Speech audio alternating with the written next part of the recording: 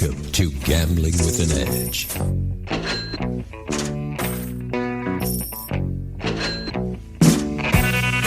now, here are Bob and Richard. Good afternoon. Welcome to Gambling with an Edge. I'm Bob Dancer. And I'm Richard Munchkin. Our guest today is Maria Romano, the widow of one of the principals in the American Coin Company, which was caught up in a major cheating scandal in the late 1980s. She finished her husband's book called American Coin and is here today to talk about it. Maria Romano, welcome to Gambling with an Edge. Thank you so much, Bob and Richard. How nice to meet both of you. Thank you. Now, there were a number of interrelated companies involving American Coin. Today, we're going to consider all one company. So, Maria, who were the owners of this one company, and how are you related to them? The owners of the company were Rudolph LeVecchia Sr., Rudolph Michael LeVecchia Jr., and then, of course, my late husband, Frank Romano. And it's pretty profound because I am the daughter, the sister, and the widow of the three owners. So, all right. So, using the system they used in the book, we're going to call the owners Frank, Senior, and Junior, and we'll let you figure out who's who. In general, what did American Coin do to make money? How big did it get? And how many employees did it have? So American Coin had about 1,200 slot machines, video poker games, that were distributed in various bars, restaurants throughout the Las Vegas area. And we had probably about 100 employees. Mm-hmm. And what was your third question? You had three questions. When did it start? It started, actually, the company started, Frank got involved in 1986, but I believe my dad started at about 83 or 84, and it was called American Coin Company. And what is it that Frank did? What did Junior do? And what did Senior do? So my dad, he actually started the slot route. He had purchased some slot machines. Prior to that, he was in the vending machine business here in Las Vegas. So he kind of morphed into the slot machine business. He got his license and put out, slot machines, as you know, in smaller bars. 15, you were able to have 15 slot machines. Still are. They still have that. That's exactly right. And the licensing was a little different. And then at that point in time he brought in my brother Rudy, who was probably the type of person that he was more the mechanical. He liked fixing, repairing, and he helped him. And then about a year or so later, my husband Frank got involved because Frank had quite a bit of a business background in business. And he was the he was the type of man that he would be able to put together pro formas, projections, and he also was able to work on leases and contracts, anything legal, as well as Frank had a personality. He went out and also negotiated and was able to bring in new accounts. You always need a good salesman. That's exactly what it is. Who was Larry Volk, and what did he do? So Larry Volk was a programmer for a company called J&T. And J&T was a company that also manufactured slot machines. And I believe they went out of business. And that's when my dad and Frank and Rudy Jr. decided they wanted to start manufacturing their own games. And they hired Larry Volk because Larry Volk had, of course, the background. He was a programmer, and everything was changing. The mechanics, as you know, of the gaming business was going more technology, computer-driven. I remember that was a big deal, actually, when slot machines went from mechanical, free-spinning wheels to computer chip-driven. So for players, it suddenly made it much more difficult to understand what was going on. You couldn't just count the stops on the reels and figure out the par sheets the way you could prior to that. And this was before I got into video poker. And so I think those were always, there's a random number generator to deal with the 2.6 million possibilities. I don't think that was ever... Right. But prior to that, there were already people playing slots at an advantage by playing progressives, and you could do that, as I say, by counting the stops on the reel. And it's all above my pay grade. Okay. So in June 1989, first inklings were coming about that the Nevada Gaming Control Board was suspicious about American coin machines. At the beginning, what was this all about? You know, it's interesting you say that, because when you read the book, there's a piece in there where right before the Gaming Control Board was questioning the programs that were submitted to them for approval, my brother and my dad, somebody came to the coin company. Now, it was located at 1717 Industrial Road, and you just could not walk into it because they housed a lot of money, a lot of coin. So it's almost like walking up to a safe. Okay, so this gentleman knocks on the door, and he introduces himself. He is a valet parker that worked over at the Palace Station. Mm-hmm. And what he did on the side, he used to record cell phone calls for the Fertittas. I have a copy of the tape. He gave him a tape and said there was an interesting phone call that mentioned American coin. So, of course, then they were cassette tapes. So Frank also was then given the tape, and they listened to it. I actually have a copy of the tape.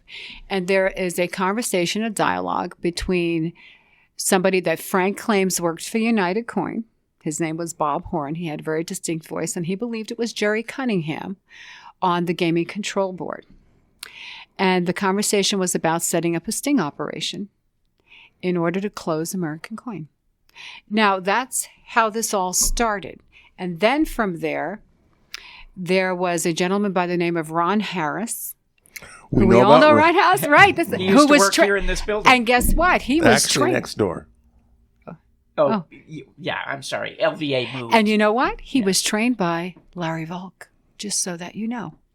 So it's so interconnected. This was a really interesting part of the book, and it wasn't explained all that well. And because this is the first. I don't think it says in the book that the guy who recorded the phone call was working for the Fertittas. Yeah, he was. He was working for the Fertittas. I'm not saying anything out of line either, because then people did that, okay? I look at it as, could it have been industrial espionage? So anyway, with that said, as you were asking, so what happened quickly after that, and Frank was already in negotiations to be bought out by my dad and my brother. And when you read the book, Frank had offered them for their 2/3 $16 million. That's a heck of a lot of money, okay? Then and now. Back in the mid-'80s. Then in the 80s and now. And they turned him down. Yeah. So when you say the voice was United Coin, this was a competitor. Yes, there was a gentleman, right. There was a gentleman who had a very distinct voice, and Frank, hey, listen, he went to his grave, right? He said, I swear this was Bob Horn. And you know what? I really don't know. I mean, again, I'm the outsider looking in. I was involved in the rent-a-car company. It was all so surreal to me. I didn't think anything like this occurred, but it does occur. So what happened at that point, and then shortly after that, getting back to your question, is the gaming control. Actually, Ron Harris contacted Larry Volk and wanted to speak to him about some of the programs that he had submitted to the Gaming Control Board, because all the programs must be approved. And one of the programs he had found what he called a gaffe. Yes. Which changed the outcome of the actual program. So it changed that you could not supposedly hit a royal flush. Okay, we're getting a little bit ahead of ourselves. Okay, but that's you. Originally, the way they checked the programs, they're on EPROMs, mm-hmm. and the one that was submitted has a certain length to it. And in terms of bits and bytes. And if you compare it to another program, the first thing you check to see is if the length is the same. If the length is the same, it's almost sure the program hasn't been changed. If the length is different, than it has. And so Ron Harris noticed that the length was different on this other one. At this point, they did not know if it was a malfunction chip because it got hit or dinged or too close to a magnet or something of that nature, or intentional malfeasance. But that was what Ron came up with first. All right. Did you want to go on? Well, no, I mean, you really explained. I mean, of course I want to go on, but you really did explain that very well, as a matter of fact. And that's true. And that was the red flag. And that's really what it was for them. And, I never really delved into afterwards what occurred between Larry Volk and Ron Harris, to be very honest. But I do know that after that, everything just started crumbling down. The gaming control board came in. And as you read in the book, they were closing and sealing machines on a Friday evening, as you know, which is disastrous around the Vegas area because everybody's going out to cash their checks. And these bar owners, they were upset, and you can't blame them. Yes. And Frank and I, came back from a short trip we had taken. And of course, he then spoke to the gaming control board and asked them if maybe there was an issue or a problem. At that point, Frank did not know, and you're right. He thought maybe that the EPROM was damaged or whatever it is, so we ordered new EPROMs. We had them shipped in. We had new programs burned. And then we found out that Rudy Jr. was burning the same program. And they closed him down. He was duplicating them. You have to duplicate EPROMs. So they closed him down. There was some testimony, a deposition by Larry Volk. It was clear that this seemed to be set up by Frank and his lawyers, but was the gaming control board also there when the deposition went off, or was it just Frank, his lawyer, and Larry? That's all it was. And Frank did that basically because Frank was trying so hard to clear his name. I mean, Frank still would have wanted to be able to clear his name and go back into the gaming business. And if not, he just didn't want to be listed, in the black book. And that was one thing too. We were in the car rental business. We had locations that were in certain hotels, casinos, and that was very important to him. Okay. So the Larry Volk testimony. I can summarize what I got out of it, or you are welcome to. I have to tell you, every time I read the book and I get up to the closure or I get up to Larry Volk's testimony, it's like I was kicked in the stomach. Okay, seriously. You have to remember to hear the testimony that he was coerced by my dad. It was shattering. It was very, very shattering for me. And it was hard because it was my father. Nobody wants to think that their parents do anything wrong. And your brother. And my brother. So it was interesting. I found it was really difficult for me and I haven't reread it in quite a while, I'll be very honest, because it is still painful in a lot of ways. Nobody wants to think that their parents do anything wrong. That's right. And it screwed over your husband. I mean, it's clear from the testimony that Frank really did not know about it. Exactly. And, Frank would have put a stop to it. Frank would sit back and ponder, as he had a few years later to do this. And he would say one of the things he could not understand was that when he went back and he did the analysis, when they would submit their reports to the gaming control board, what their percentage of win was and so on and so forth, the holding was the same as all the other companies. So he once sometimes questioned if the gaffe actually worked all the time. I mean, we don't, Well, it didn't. That was a part of it. So let's go over what the gaffe was. The gaffe was there were two EPROMs. One regular, and the other one could be turned on and off at the whim of American Coin, which is namely Larry. Now, the machines needed service periodically, and the way they did that was the machines that needed service were removed from the bars and taken back to the plant, replaced by other machines. So if you wanted to gaff them, you could put in a gaff machine, and if you wanted to ungaff them, you could do that. And since machines were back and forth all of the time, it was easy to put in the gaff or take out the gaff. Now, what the gaff did was a certain percentage of the time, if the hand was going to be a royal flush, then they went on to the next hand and they gave you something other than a royal flush.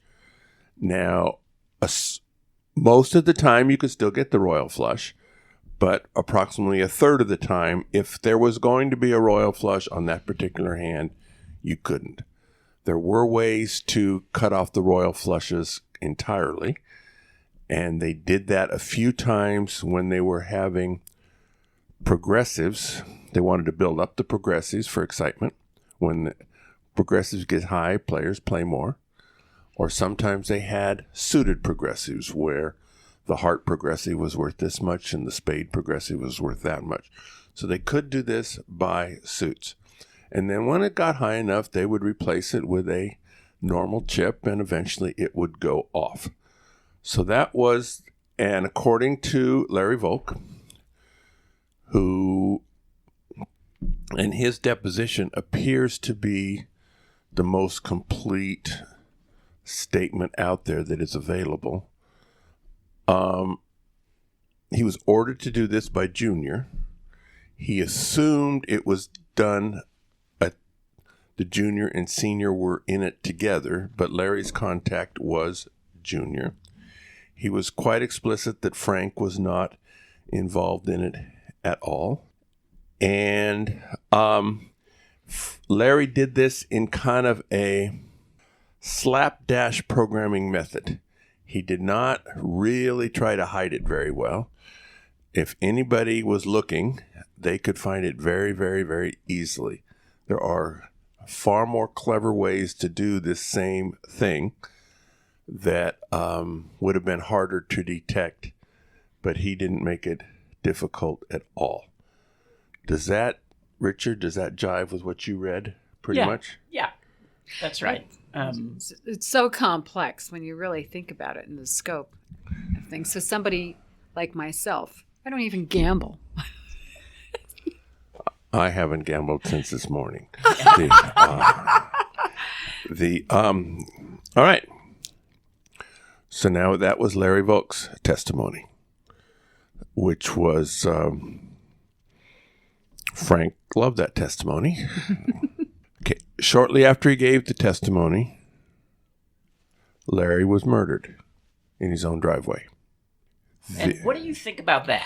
Well, let's take a step back from that for a moment. Oh, okay. My was interesting because Larry, who had financial issues, which is one of the reasons he claimed he also wound up creating this gaff, whatever it is. I don't think he realized the realm or the rippling effects of what the gaff could do. He should have, he should have, would have, could have, did not happen, obviously. He should have went to Frank. But when the American coin was closed, of course, Larry was out of a job, as we all know. And he was looking to buy a vehicle. I don't know if you remember that part in the book. Uh-huh. He didn't even have the financing for the $10,000, but Frank, our company, did a lot of what they call C&D paper for people that didn't have as great credit, and he was getting him financed. He was looking to buy a Taurus, and he went to Hawaii on a trip with his wife before he was murdered. And when he went and took a trip... For a man who didn't have money to buy a car, he goes to Hawaii with his wife. Which is not a cheap date, as we all know. When you really look in the scheme of it, there are some answers to this that some of us will never know. He called Frank from Hawaii to tell him that there was a bomb that went off at his home. Mm-hmm. If you remember that. Yeah. Yes. And that's when ATF came in and Frank went over to the house to see whatever he can do, so on and so forth. he gets back home, and obviously the bomb was, of course, initiated by David Lemons and, of course, Sonny Beckman, so on and so forth, as you look back into what happened. She's mentioning names of people who actually did it. Right. And the guy who did it didn't serve time for it for double jeopardy reasons, and there were two others who did serve time for it. So it's clear eventually who did it, but at the time it wasn't immediately known. Right. And then 2 weeks later, I believe it was about 2 weeks later, then Larry was actually murdered. And Frank had received a frantic phone call from Larry's widow, Laverne. And Frank's first thing was, oh, did something happen? He was out by his car. He thought maybe the car that he bought, something exploded. He wasn't too sure. And of course, when he got there, that was not the case. So there was just a couple of things that occurred right before his death. And also, ironically, and I don't know if at the time, my father had a home, at that time did, in Maui. Mm-hmm. And my brother also bought a home in Maui. So it was just very strange the way everything occurred when you think about this. So one of the things we left out is that when this whole investigation started, not when it started, once they realized that there had been cheating going on, your father and brother kind of disappeared and left Frank holding the bag, right? Now, what did that do to you? I mean, were you really not able to contact your father or brother, or where were you? I mean, how did that affect you? Well, first of all, they left because they did not want to be part of the press. As you know, the press had a field day with this particular, circumstance. And, I didn't really, my father, I never had a great relationship with him. It's not that we didn't talk. He left. That was it. He felt that we had a chance to leave. Frank and I stayed. And there was a huge rippling effect for us financially in the community, not just financially. Here was a man, that was able to walk into Valley Bank in the morning and say, I need $1 million to buy a piece of property this afternoon. And they handed him a check. And within 15 minutes, his reputation went down the tube. I mean, think about it. Right. And it bankrupted you guys. Exactly. Right? Oh, and you know what happens? Because people read the paper, we had other lines of credit in our rental car company. We had people that were relying on us. When you have a business, you're paying your people that are employed by you, and they're paying other people. The same thing, your vendors are relying on you, and they're paying other people.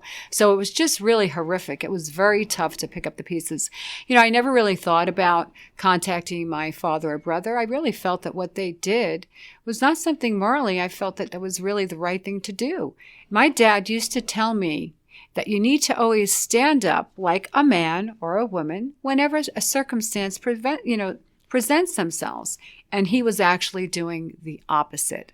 So for me, morally, it was difficult. And there were people that, of course, thought that Frank was guilty.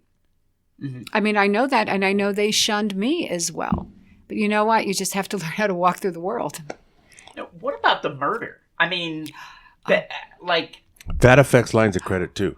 Well, no, but I mean, right? You have to look at your father and brother when this guy gets murdered, right? Well, I mean, who else had motive? And you're so right, Richard. However, when that murder occurred, Frank was getting ready. When you go back to read the book, we were trying to go through a restructuring. We were almost there, with our car rental company because we needed the breathing room. The day before, he was meeting with Valley Bank, as you know. 1 October, Larry Volk was killed. Interesting, 1 October. He was murdered. And as I go back and look at it, you just wonder why these events occurred. And of course, they didn't give us the lines of credit.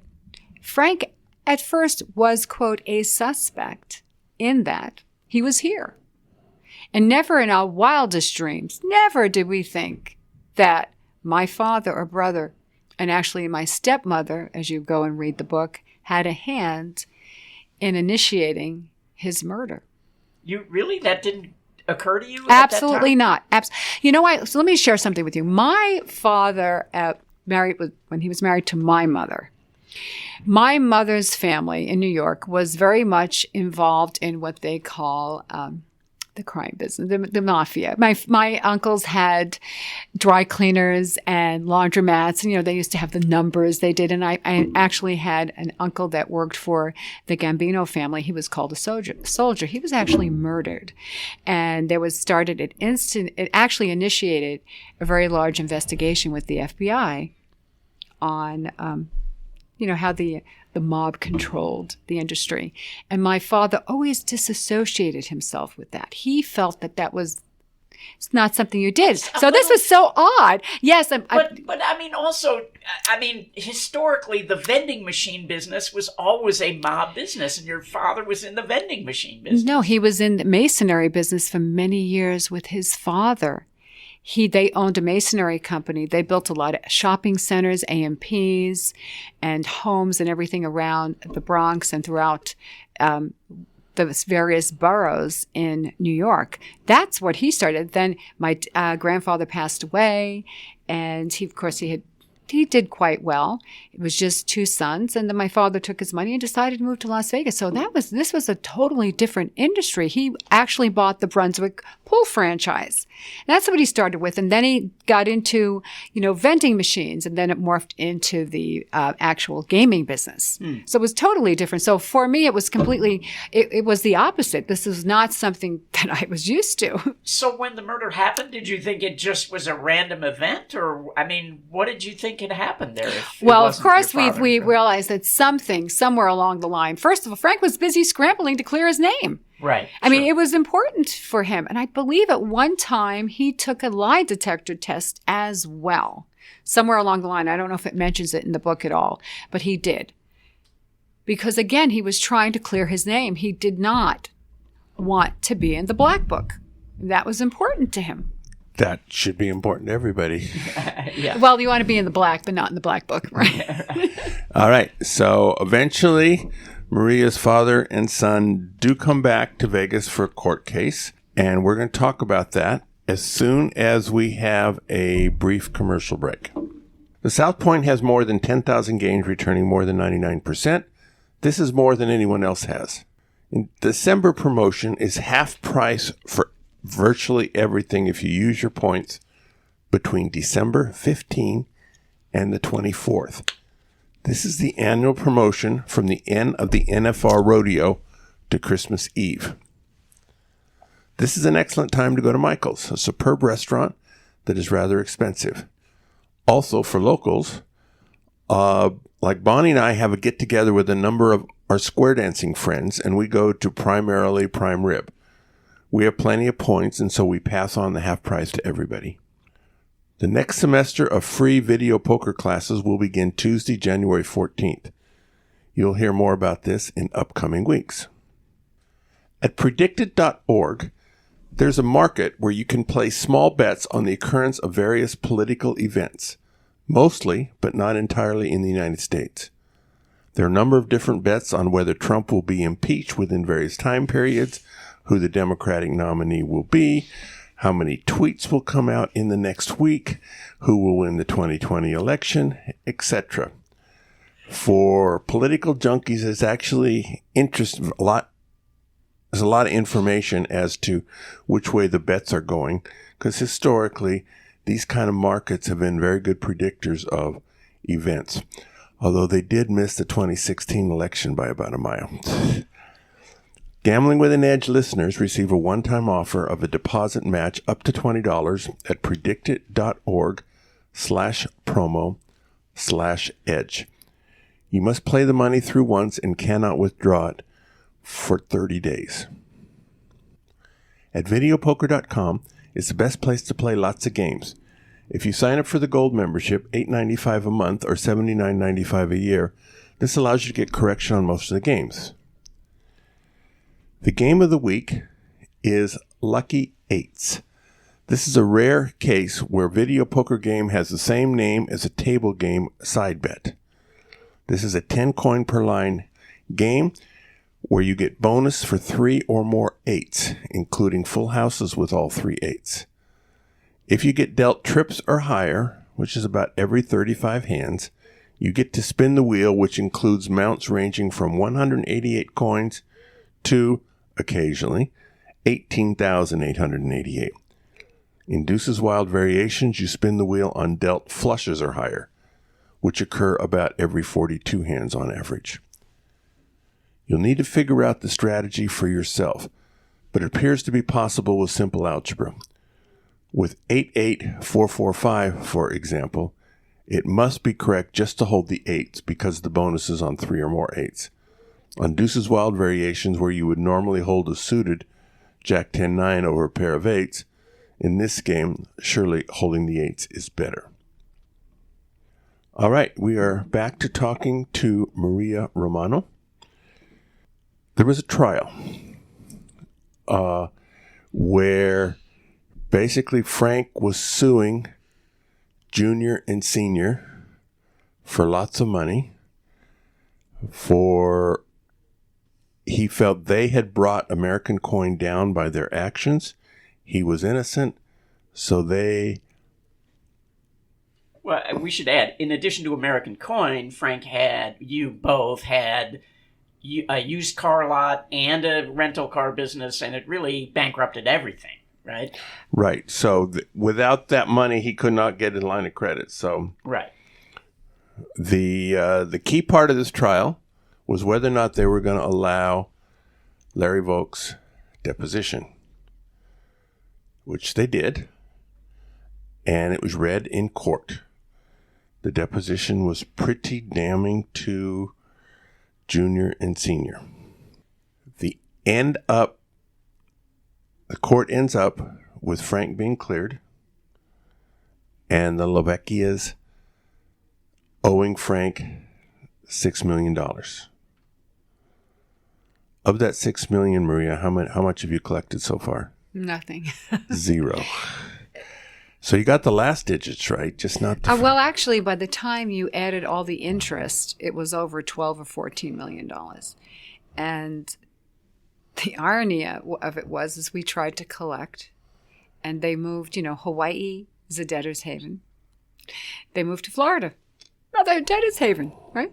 Great place to live. Well, they're still subject to United States laws. Well, it's very difficult because you have to then take a judgment. You have to domesticate it within that particular state, and then you have to go after the assets. And you can't go after the house. No, you can't go. And they both had homes. But what's interesting, too, is then they transferred their assets to the wives. So there was a subsequent trial in bankruptcy court. And my stepmother and my stepsister, who married my brother, we took them to court, and we had a jury trial on that one. And of course, we prevailed. They awarded us either $3 million or $4 million. I don't remember. But you know what you can do with a judgment. It's great paper. You never really, get back. And when you really look at the scheme of things, all the money, and not just the money, just everything emotionally that Frank and I went through. And we'll get into what happened to him, after that, because he wound up having a heart attack and then a heart transplant. So you can't take that back either. And what ended up happening to your father and brother? Well, actually, my father and brother, they wound up in Florida, in Weston. My brother owns a pharmaceutical firm. Successful. He divorced my stepsister, and my dad passed away a couple of years ago. He was about 89. I had never spoken to him since he left Las Vegas. Actually, he was not very nice during the trial, but that's neither here nor there. Well, also, that was tough. One of the most shocking things in the book is at the end of the trial, he says somebody's going to get shot. Yeah. Right? Which made me think back to Larry Volk, and I'm like, how can you not think they're responsible for this murder? It's interesting because before that occurred, I had received a death threat that I should watch myself and my daughter. So that really, and we don't know where that came from. Really, when you think about it, just because somebody's your blood does not mean that they're going to give you the same consideration. Yeah. Did you ever speak with your brother again? I have spoken to my brother a few years ago. And you just not agree not to talk about the millions of dollars he owes you. It's a different way. He would love to make amends. It's just we're not at that point in this time. And you know what? It's really difficult to go back. And I'm a forgiving person. I don't have any ill wishes on anybody, but I've learned that I have to just keep moving forward in life. And what happened can't be undone. And it can't be undone. It can't be undone, but $1 million wouldn't hurt you in your current circumstances. I'd love a few million, but that's okay. Not just $1 million. She's only willing to forgive a certain amount. All right. Good. All right. So Frank, heart attack, quadruple bypass, eventually a heart transplant. When he's trying to recover, then he starts writing this book, which eventually became American Coin. He gets about 90% of the way through it. In 2012, age 70, he passes. So what do you do with this 90% done book? Frank went back into the hospital. I'll never forget this day, July 6, 2012. And he said, Maria, I'm not coming out. My organs are shutting down. And he could feel that. Again, he lived 15 years post-transplant. Mm-hmm. He said to me 3 things. He said, I want you not to worry about the kids, take care of yourself, and finish the book. He died August 8th. So there I was. It was 90% completed. And we were working also with the ghostwriter, but most of it's Frank's writing. So we finished the last just 2 chapters that were left. And of course, because we self-published, we were restricted to with how many words you can have and so on and so forth. So there was probably a lot more in the book that we wound up, editing it down. And then the book actually was finished, published, and was released in 2013. Okay. So what, I want to step back a little bit. The trial had, basically you guys went from pretty much top of the world. I mean, you're offering $16 million to buy the company, and you have this successful car business and rental car agency, basically to zero, right? What did you guys do to pick yourselves up? I mean, how did you... Had a heart attack. Well, that was a few years later. I mean, how did you... What kind of business did you get into? We wound up staying in the car rental business. I can tell you that, Richard. It was very difficult. We did get lines of credit, but we wound up, going to secondary markets where you have double-digit interest rates. So that can be a little difficult when you're borrowing money. We then took on a couple of different partners, and unfortunately, they just did not pan out. We managed to scrape through it, and then we wound up selling the car rental company in 2010 to Hertz. We sold it. People think, they must have made a lot of money. We actually came out just paying everything because Frank was so adamant that everybody get paid and be back whole. And that was just on the rental car side.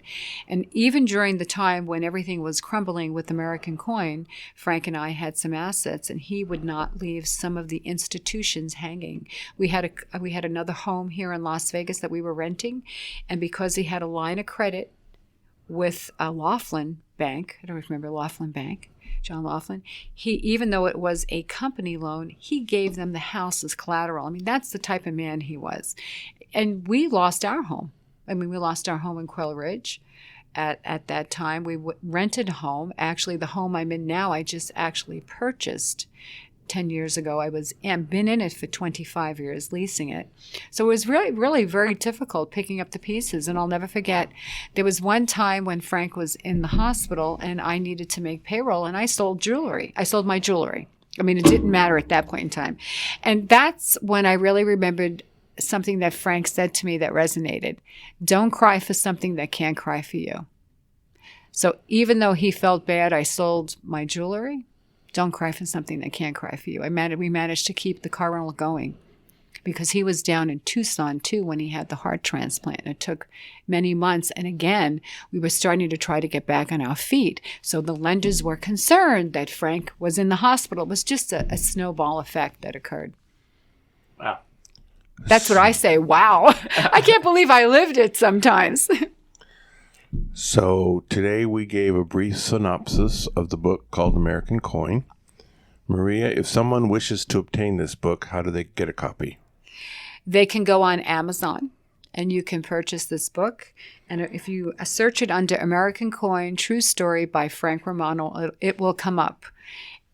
And we'll put a link in the show notes. Yes, so. it's a great read. It's a great read. And actually, because of what happened with American Coin, as you know, the gaming compliance laws have changed. And when you think about the moral ethics in business, too. So there's a couple of things that are pretty interesting that you can take from the book from here, besides just the gaming side. And I know your listeners are gamblers. Did your father and brother end up in the Black Book?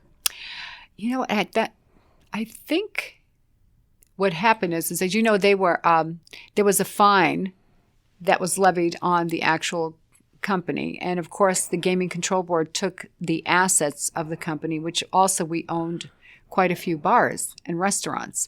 And there were notes on them, and they should have collected on them. And I don't remember if they were in the Black Book or not, to be very honest. It'd be interesting to see. You know, the other thing... It never done. To me, it in reading the book, the treatment of Frank by the Gaming Control Board, it seemed to me that they had already decided that he was a part of it and were unwilling to sort of see any other side of it, even after the testimony of Larry Volk, you know.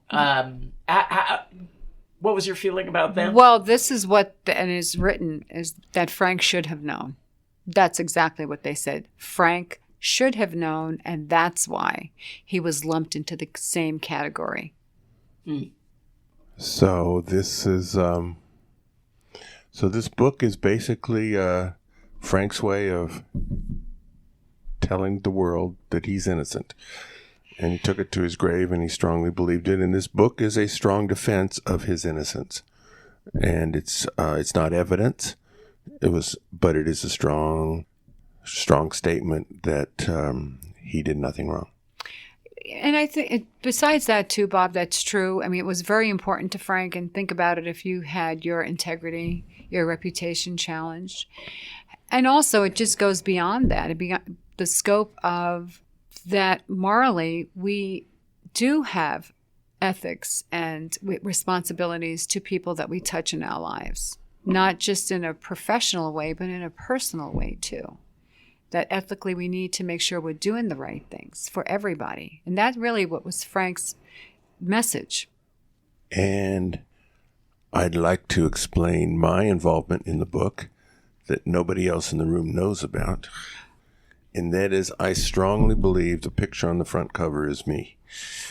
There is a man, a headless man, sitting at a penny machine, which I would never play. But it has a tie, which I do own.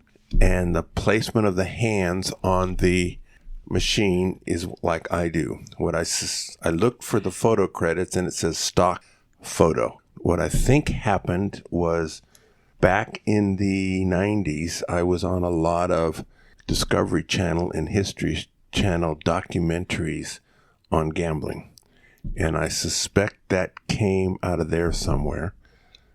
And so in case you wanted to know what my hands looked like 20 years ago, by all means, buy this book. Shut the front door. I can't believe that. That is so funny, because it was stock. They gave us options over at the publishing company. And I picked this. Who knew it was your beautiful hands? So now everybody has to buy the book to see your hands. Right. I'm sure that's going to be the straw that broke the camel's back. May have to do a reprinting. The deciding factor. So, Maria, we have about 3 to 5 minutes to talk to you, and then Richard and I have a special segment that we talk about. So, other than promoting this book, what is it that you do with your life? Well, I've picked up the pieces, and in 2010, after we sold the car rental company, actually in 2009, I went to a wedding over at the Las Vegas Country Club, and I saw a woman perform the ceremony. I said, you know what? I think I want to do that. I want to do something that's nice, it's easy, it's love. And I actually became a minister, a licensed minister. I got ordained online, and I went out and I pounded the pavement to all the different chapels in town, put together a little CD with the mock ceremony and my resume. You know, it's the customer service business like anything else, coming from the car rental industry. So I actually broke in the wedding industry. I probably do about 600 weddings a year. I work for Wow, a few that's a lot of weddings. Well, I work for a few different chapels, so I'm really blessed to work with them. And then How are you in an Elvis outfit? no, I don't. I'm prettier than Elvis. I'm prettier than Elvis. But you know what? He was good looking. I would have to agree with that. And he was pretty.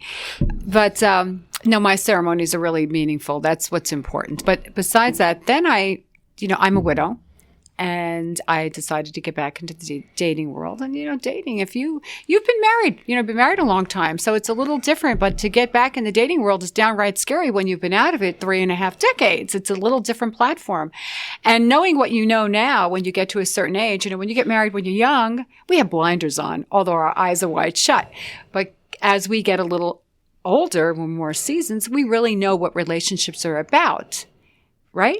Oh, I wish that were true. Yes. So I then started dating, but then from there I found out that, really wasn't that easy. And I have a phrase that I've coined called boomers adolescence. And that's what happens. We are baby boomers and we develop that adolescent stage again because we don't know what to do. We develop the insecurities. And on a bunch of dates that were very interesting. As you know, they obviously didn't turn out well, but it's okay. Life lessons. I developed a workshop, and I have a step-by-step process I'm so proud of. I've been working on it for the past couple of years on going from just one to a +1. And it took me, it's evolved, it's morphed. And I now just finished a workshop, an online workshop, which is called an Evergreen Workshop in the internet world, that it's going to be rolling out hopefully the latter part of this month. The PR firm that I'm working with is going to enroll it, where you can take this workshop in the comfort of your home, and it takes you through a 3-step process of getting yourself ready to find love again. I'm not a matchmaker. What I do is actually help you define who you are, make sure you love who you are, rock who you are, and then I teach you how to launch yourself in the dating world, and not just online, offline as well. And if somebody thinks this would be useful to them, how would they get in touch with you? They can go to my website, which is www.loveknots.lv.com. It's loveknots.com, like knots. And well, also, there was an LV in there. Loveknots LV. Yes, for Las Vegas. I couldn't go. I just couldn't get the .com. And also, they can message me on Facebook under Maria Romano, and I would love to see if I can collaborate on their dating life. And you don't have to be living in Las Vegas. Very good. And if you want a counselor who is prettier than Elvis, Richard and I can verify that is the case. Now. And I'm a baby boomer too, so I know exactly how everybody feels.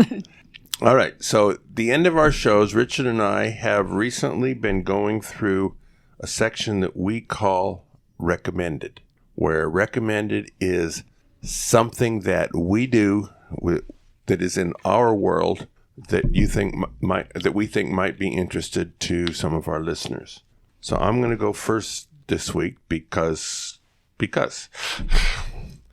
And my recommendation is the Las Vegas Improvisational Players. This you can find out about lvimprov.com. Improv is a think on your feet kind of comedy where most of the suggestions come from the audience and the players don't know in advance. We have weekly workshops on Thursdays and a monthly showcase, the next one being on December 14th. Both Richard and I participate in the workshops and are cast members in the showcases. So in case you want to know what Richard Munchkin really looks like, on December 14th at the Show Creators Studio, which is Sunset in Arville, although it's in an industrial kind of park that you'll never know it's there unless you go in and drive around. But the map and stuff and more information is at lvimprov.com. My recommendation this week is also a performance one. I went to see a show at a theater company yesterday called A Public Fit. And the show was August Osage County, so by the time this airs, that show will be gone. But I have seen several plays at this theater, and they do really, really outstanding work. So their next show, I think, is coming in January. So, if you're interested in seeing a play, I would highly recommend that you check out A Public Fit Theater, which is down on Maryland and Fremont Street. And you need GPS to get there because the streets are torn up down there, and you have to go in kind of the back way. GPS, not UPS. I don't think the post office can send you there. Did I say UPS? Yeah, Did I really? yes, you did. But that's all right. Also, just before we publish this, at A Public Fit, Richard was in a story slam. They, about every 3 or 4 months, they bring in people to tell stories. Richard was there telling a nice story about when a boa constrictor bit him on the eyebrow. And I will be in the next story slam, which is going to be in February. And the topic there is emissaries, ambassadors, and something else. And I don't remember what the other word is, but mine's about emissaries anyway, so it qualifies. So good. We thank Maria Romano. It was an interesting story, both American coin, and good luck on your future in the love business. Thank you so much, both of you, for having me. Thank you, Richard. Go out and hit lots of royal flushes, everybody. Good day.